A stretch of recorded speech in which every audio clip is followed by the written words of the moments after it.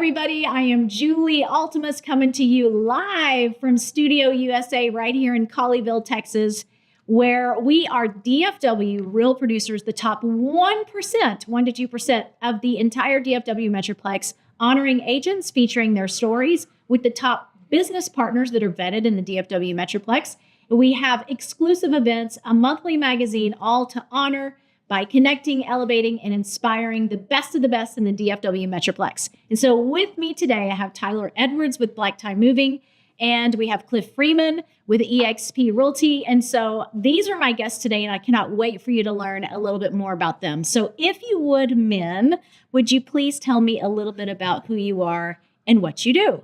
So who's going first? Tyler's the most interesting man in the room right now. Why don't you go ahead, brother? Yeah, so my name's Tyler Coleman. I'm the branch manager for Black Tie Moving here. I said Tyler Edwards, didn't I? You did. I'm so sorry. Tyler Coleman. I'm so glad that At I least caught you didn't that. say Trump. That's right. I don't know. I didn't call him anything bad. No, the Edward is my middle name, so we were close. Oh, wow. Okay, there I we got go.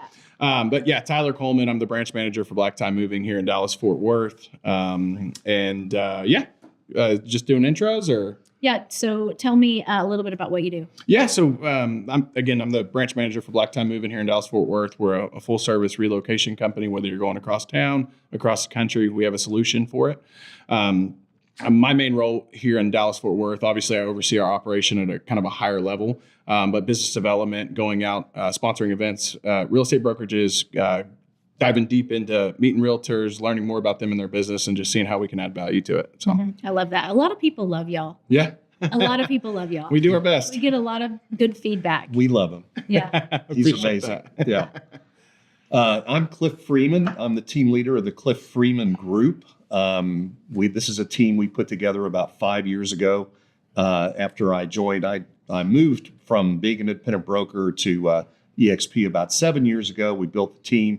We're up to about 83 agents now. Last year we did 557 transactions for about 186 million. Wow.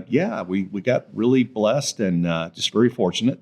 We're the number one eXp team in Dallas, and last year we were number 2 in Texas, but I think we're probably going to fall down a little bit. We've got some great competition that's chomping at the bit to knock us off the number 2 spot there. But no, we're great and really excited to be here. This is a real honor, and I'm ready to have some fun. So you would just mention that you were an independent broker, and then you moved over to eXp's platform and joined their organization. Right. Talk to me a little bit about what made you decide to be an independent broker in the first place, and tell me a little bit about that journey prior to going eXp. Well, at that time, back in 2008, when I went independent, that was really sort of the top of the pyramid. Everybody aspired to be a broker to keep, there's no split there. You make the split and you basically run the business and make money off other people, right? So that was the idea was to, be at the top of the money, mountain. And so I did that for 9 years. And then I found out it was kind of interesting. I don't really like to manage people. I don't know about the rest of you, but I love people. I love to serve people and stuff, but I'm just not a really good manager. I think I'm more of a leader type person. So I did that for a while and was successful. I got really good at generating a lot of buyer leads, and other agents all over the country would hire me to set up buyer lead gen systems in their market. But what happened was, and I wasn't planning on moving or anything, but I got introduced to eXp by a good friend of mine, Brent Gove, out of Sacramento. And I looked at the business model, and I got eXp insomnia, couldn't sleep for 3 days. And 2 weeks later, I was with eXp, and it was very small. We had 2,500 agents back in 2017. It was just really getting off the ground. Mm-hmm. I love what you said about, there's things that we find out about ourselves when we put one foot forward and we decide, okay, we're going to go for it and we're going to dabble in something. And he said he learned that, you didn't enjoy managing people. And I found myself in that same position several years back. And I thought, this is the thing I want to do. This is the thing I want to do. And I stepped into those shoes and I was like, okay, I figured out not everybody is a me. Not everybody is going to do the thing that they're supposed to do and run with it. And to me, it was like herding cats. And I didn't like it because I was telling people, okay, this is how you do it. This is how you become successful in the position where you are. And if you'll just follow these few simple rules, it'll all happen like magic. And it didn't work like that. So I learned something about me. I was like, okay, I don't like herding cats. And so maybe me too. Maybe I am a better speaker, trainer, and coach. And I just kind of found my way onto those platforms where I can shine better and use my gifts and my talents to help other people where they are do exactly the same thing. But managing other people just wasn't for me. Yeah. So if I could just add, I mean, I've had some great help along the way, a lot of really great coaches and mentors who poured into me. I had a deficit. I had a gap. I really wasn't very good at self-leadership. So I had to develop those skills and learn what I was missing. You know, there's no manual that you get when you get into real estate and this is the way to do it and so forth. There's a lot of people that get in and start chasing shiny objects and doing all kinds of things. So to develop the knowledge of just people and behavior and emotional quotients and being able to identify and build rapport all the way from the client side to the people you work with. My dad, when I was 15, gave me How to Win Friends and Influence People, the book. And I wish if you're watching and you don't have it, please go buy it. It'll change your life. But it's that it is a people business, and that's what I couldn't deny. And so I had to really, bone up on my skills on the people side. And I did fortunately do okay. I think I've gotten better over the past few years, but I'm sure your experience is the same. You're working with people, who everybody has different goals and different agendas, and you're trying to, like you say, herd cats, and they're all different cats. Yeah, absolutely. Yeah, it's the moving industry. It's a beast in itself. Most people, especially realtors, they don't like referring moving companies because if we're being honest, a lot of moving companies suck. For lack of a better word there. It's true. I've been very blessed in the sense I remember the first day I pulled up to Black Tie Moving, my first day on the job, I saw on the side of the truck, world-class professionalism and service. And I was like, man, that really strikes a chord with me because I'd always been very customer service oriented, but just kind of working dead-end jobs and not really sure where I was going to go with my life. And the day I saw that, it really kind of changed my life. And it's been all downhill since, over a decade later now.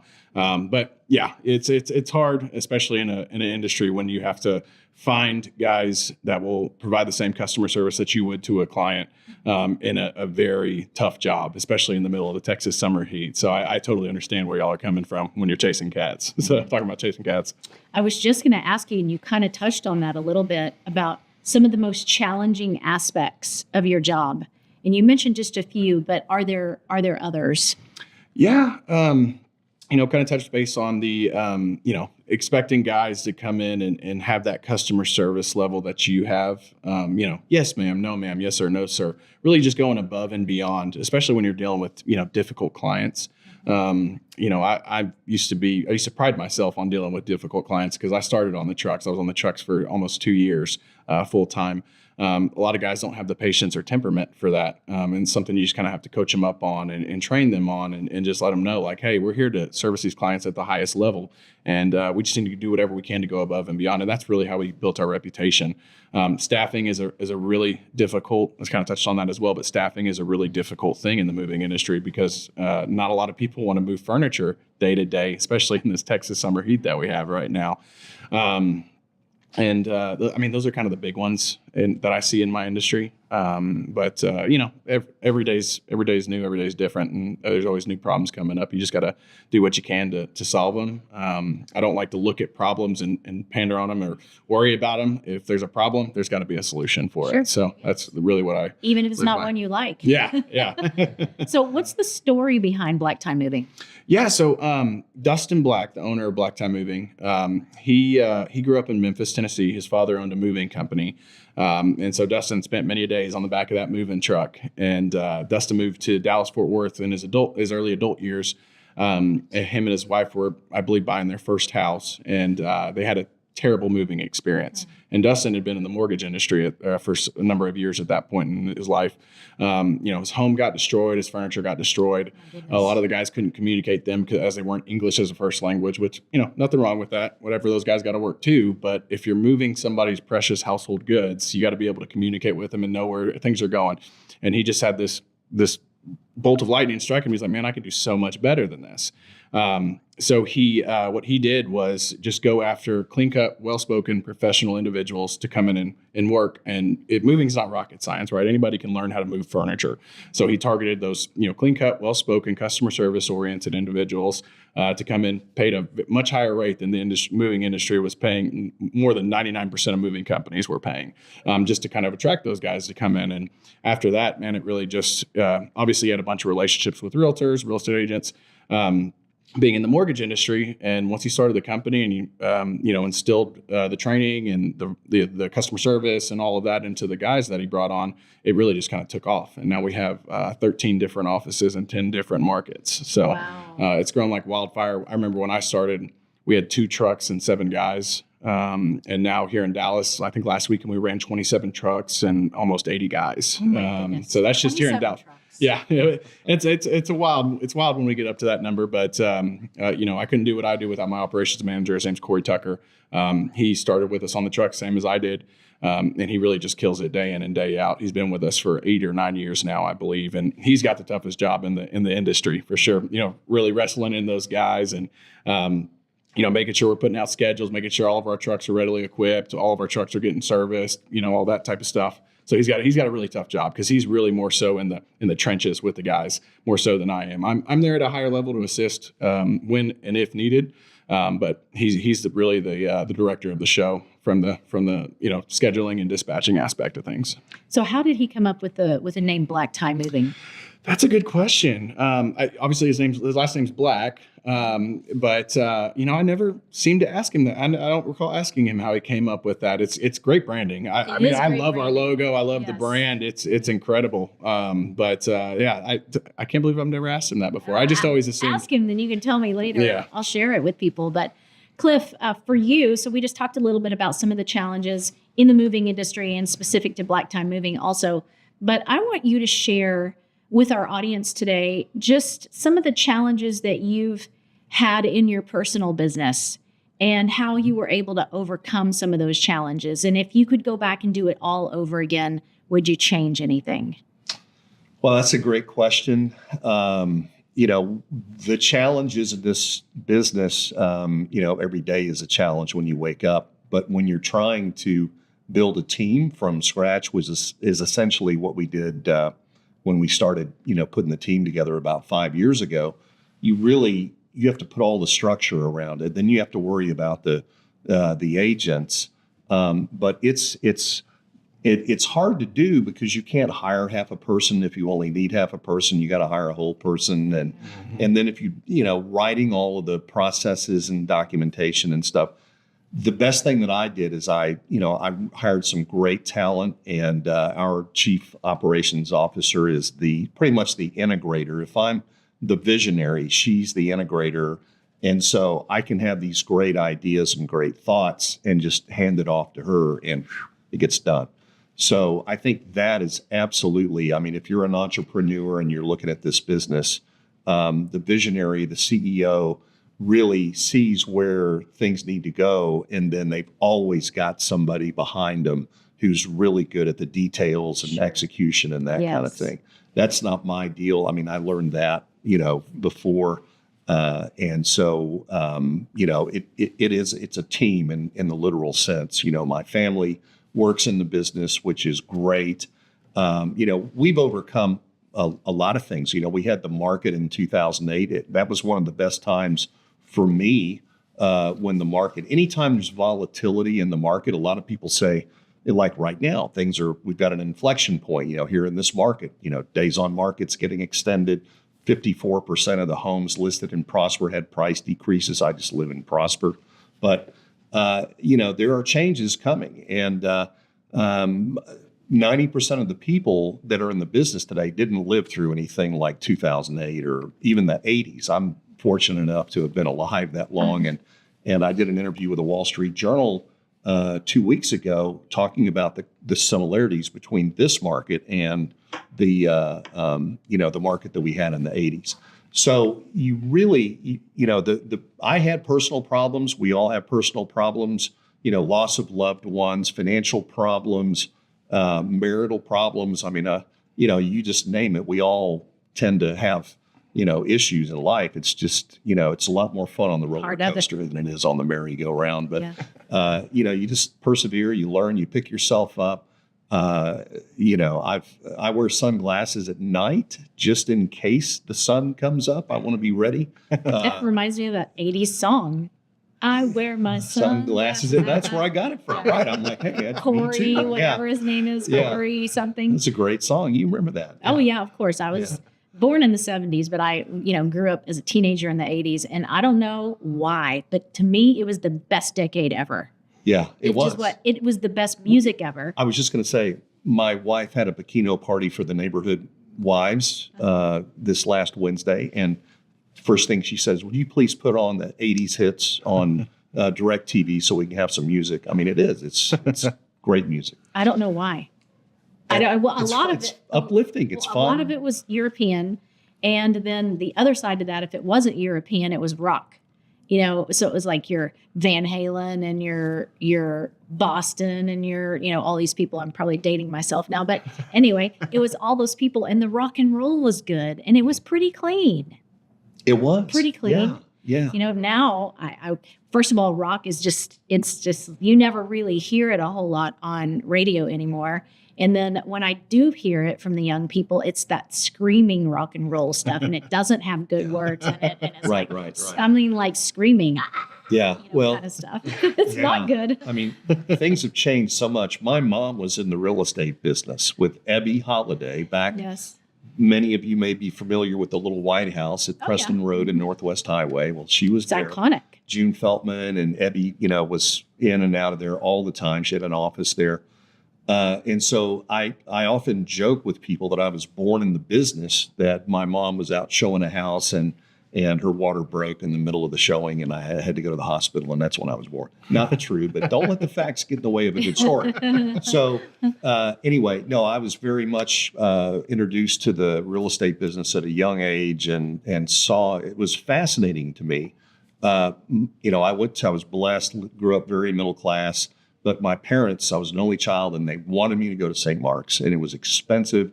But my mom would look at me and she'd go, "Oh, your tuition bill just came in. I got to go sell a house." I'm like, "What? How does this work? What, Dad's doing this, and what do you do? I don't understand this." And that was back when they used to, the typewriters were the IBM Selectric with triplicates, 2 pieces of carbon paper. The contract was 1 page, and if you messed up a contract, you had to take it, tear it up, and start all over. Yes.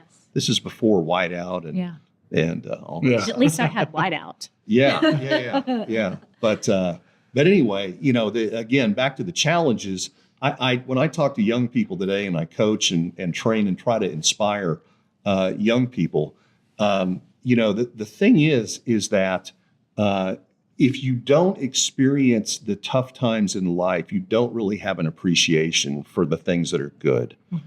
And you start to get a sense of entitlement. I mean, look around us now. Things have been pretty smooth in this country. We haven't had a war. We haven't had anything really since, 9/11.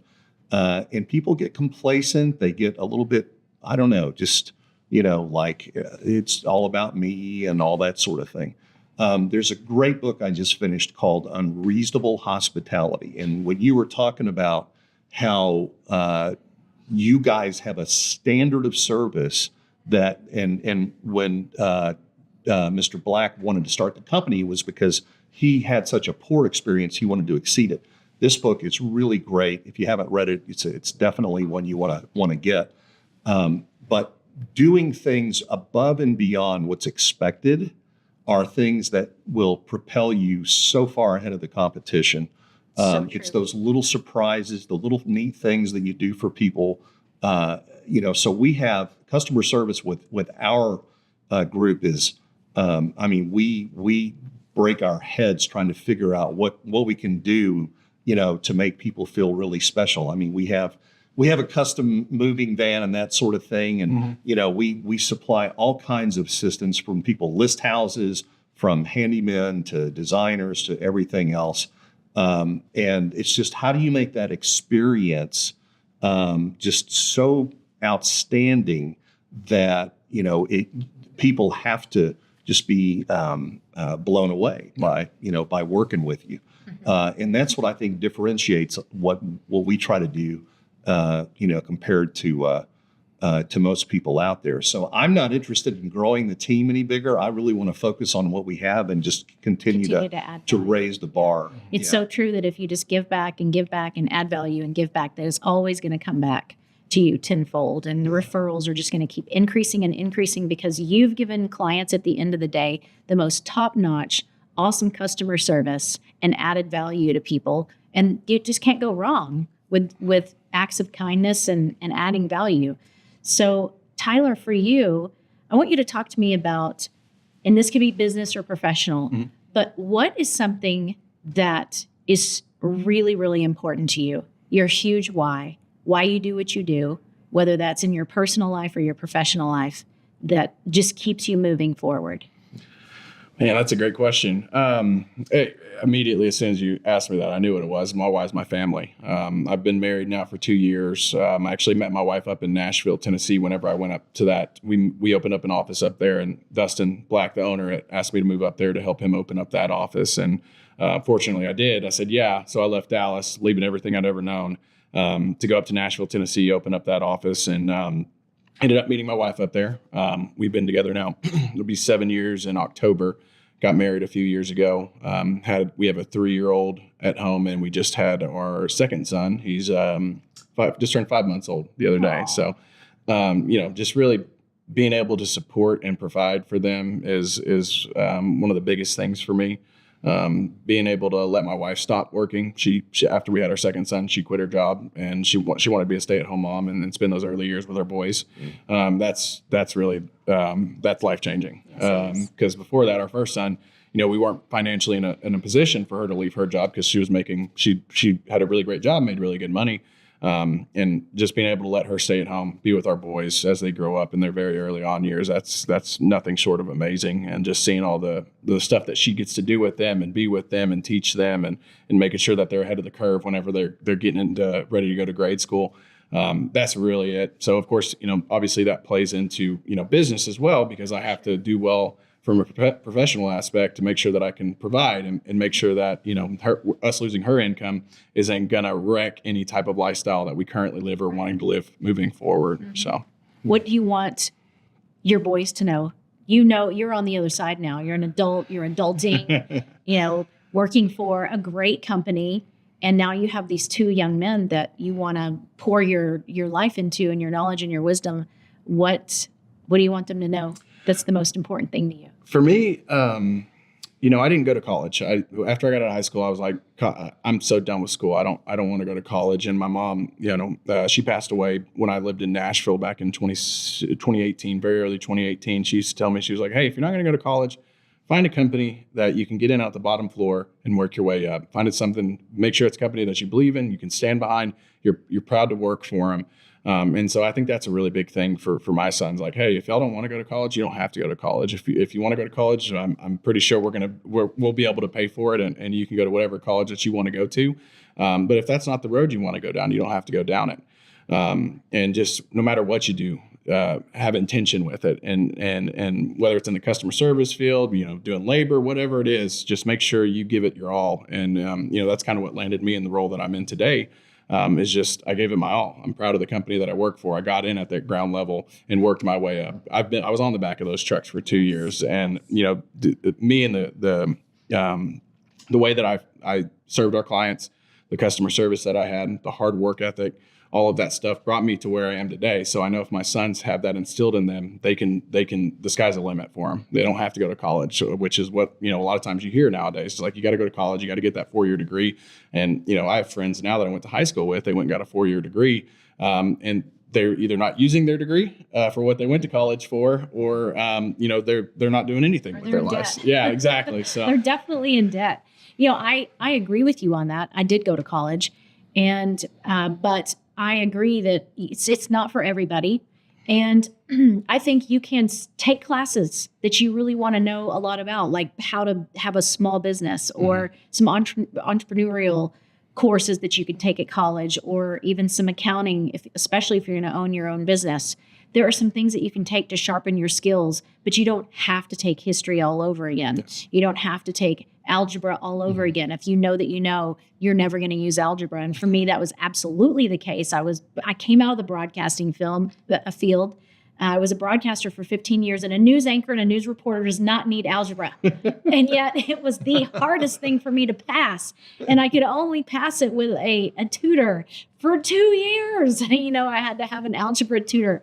So I would have much rather done other things other than knowing all the history. But I guess when you're a journalism major, you have to have a lot of political science classes. And I was one class away from having poli-sci as a minor. And that wasn't by choice. It's just that they throw you into all these courses. I would love to see people at some point be able to refine what it is they want to focus on, what they want to study on, and go after those things to sharpen their skills. So you don't have to go in debt to go and do something great in life. So for you, Cliff, I would love it if you would answer the same question. What is that why that continues to drive you and to do what you do? And is there a common thread? Because obviously you've been in the industry a long time. You've been doing real estate, and you've seen a lot of ebbs and a lot of flows and a lot of changes. Sure. You yourself have taken on different roles and worn different hats. Has there been a common thread of a why in all of these years? Well, I think there's been a common thread, but like when I was Tyler's age, my why was different than it is today. Mm-hmm. It was still about, wanting to be successful. But my definition of success has changed over time. And I think as we get older, we get wiser. If you knew everything at 8 or 9 years of age that you need to know when you're my age, it would be a different world, right? But we don't. And so we spend our life in development. Really, if you're not living, you're dying, right? So, you spend your whole life living and learning and continuing to grow. And that's why I think, for me to be able to continue to work, Zig said, it's better to wear out than to rust out. And I just turned 65, and people ask me, are you thinking about retiring or anything like that? That's really the furthest thing from my mind right now. I've got too many things left that I want to do with what I've been given here and pay back a lot of this, the success. And again, as I said earlier, I am here not because of me, but I'm here because of other people who have poured into me and, just have been willing to sacrifice to help me get, and self-actualize and be who I can be. But I think for me right now is, I think when you're born, you get a string of life, we'll call it. And if you really, this is a crazy exercise, but if you lay it down on a table and you mark the years on it and you look, if everybody's average life expectancy is 80, just statistically, I'm at 65. That's not a whole lot of, it's probably 10% of that left, right? So when I think about, what is it that I need to do in that time that I have left? Obviously, when I was your age, I was never going to die, right? I was invincible, never thought about stuff like that. But now it's become more about how can I light candles? Who can I help on the way out of here so I can leave this place a better place than it was when I got here? What can I do to speak words of encouragement? Literally, it's small things that we do, just talking to people, poor kids that don't have, grow up in a single parent. God bless the single parents, right? I was one.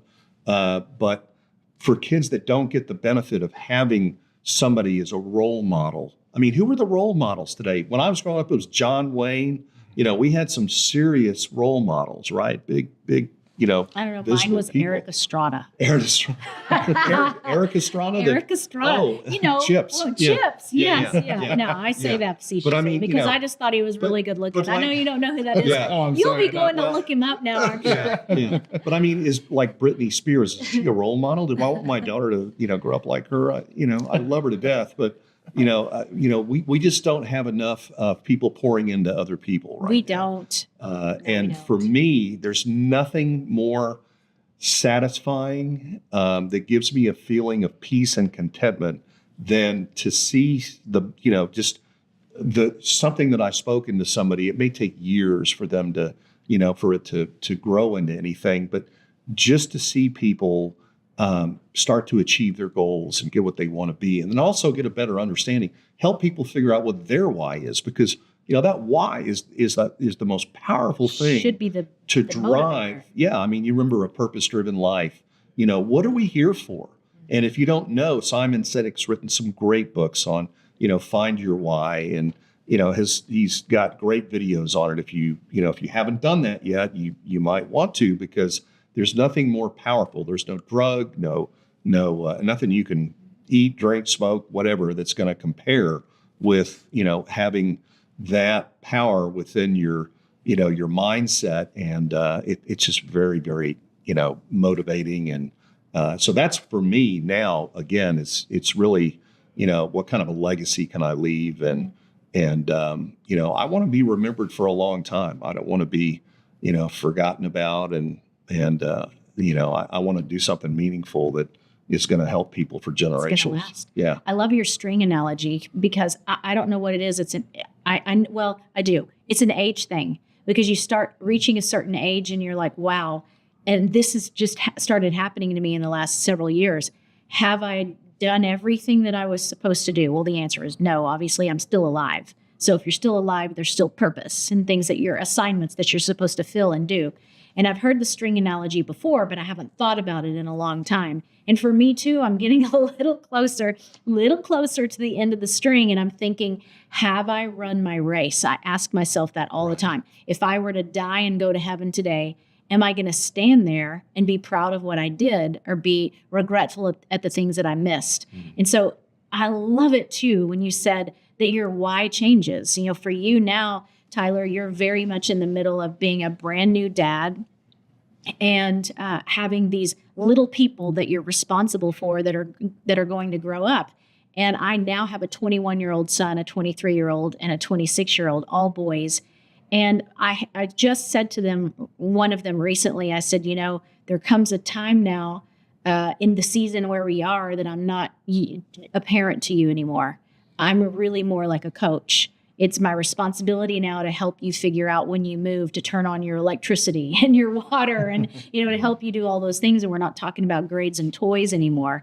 I'm helping you go to that next level to be the young man that you're supposed to be.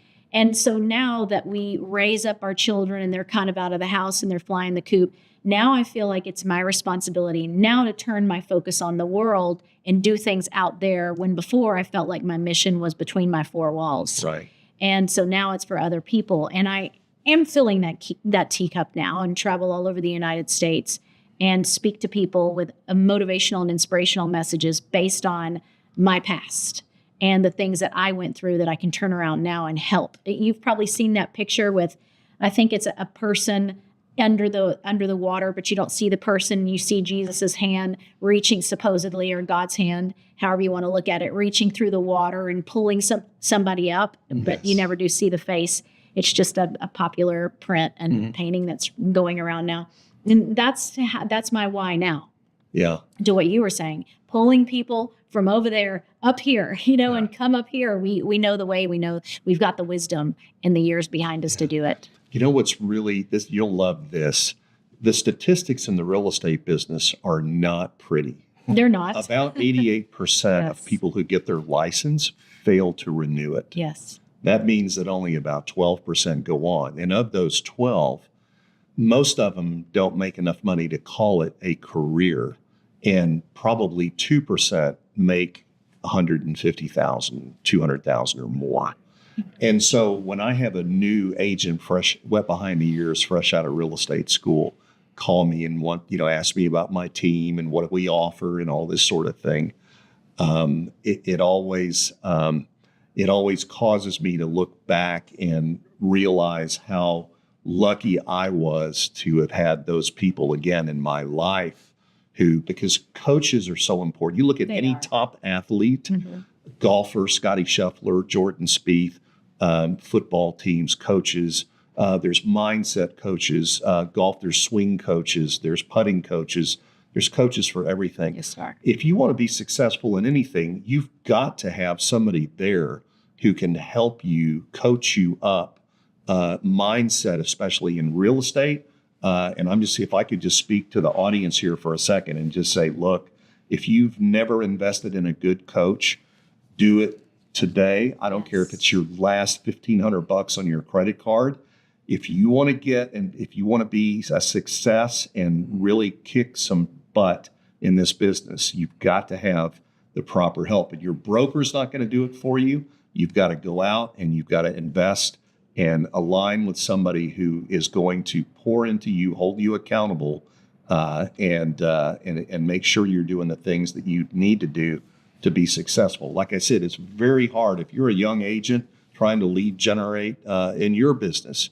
That's really what your focus is lead generation, right? Yes, sir. I mean, you do a great job, but how many agents do you run into? How's business? Well, it's okay.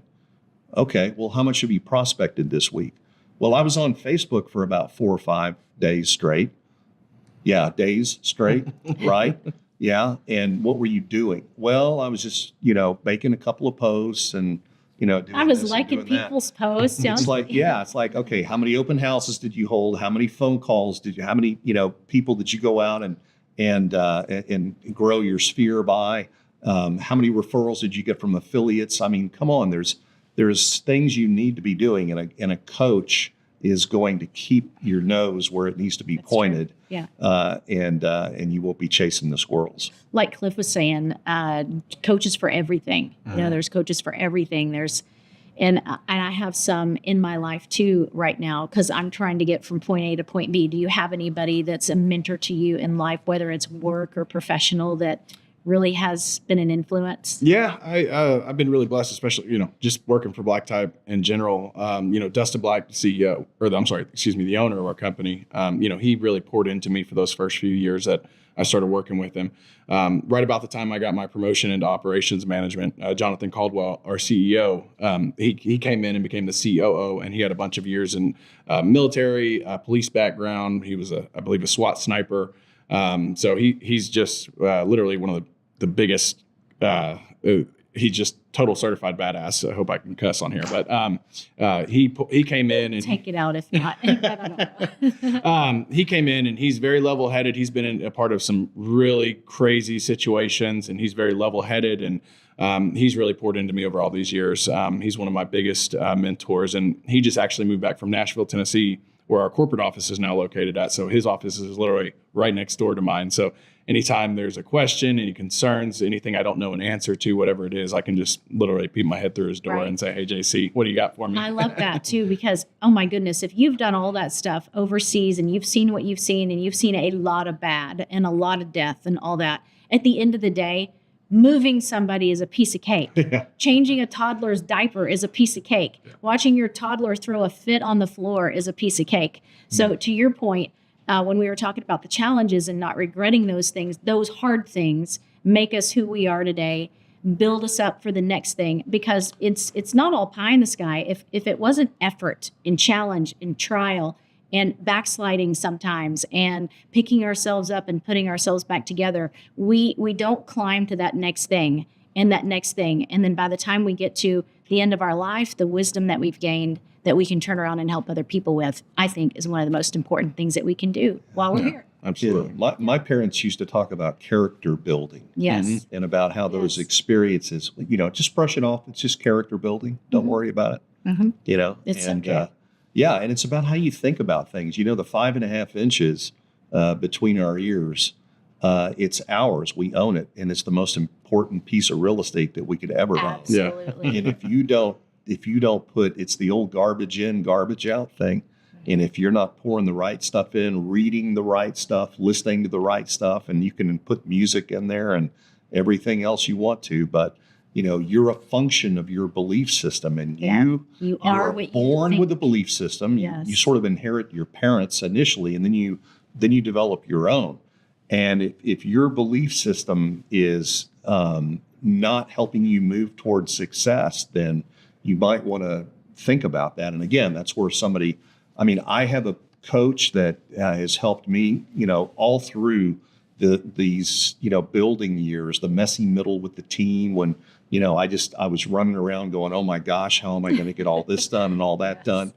And then also learning how to manage like I was talking about self-leadership, how to manage my own mindset, and learning how to really be in alignment with my team, with my wife, with my kids, alignment, core values, and, being on a common mission is really what it's all about. 99% of hiring issues that we have are really a misalignment of core values. You hire somebody who doesn't have the same core values that you have, and you're going to pay for it. Messy. Yeah. Well, men, thank you, both of you, for being on here today, Tyler, Cliff.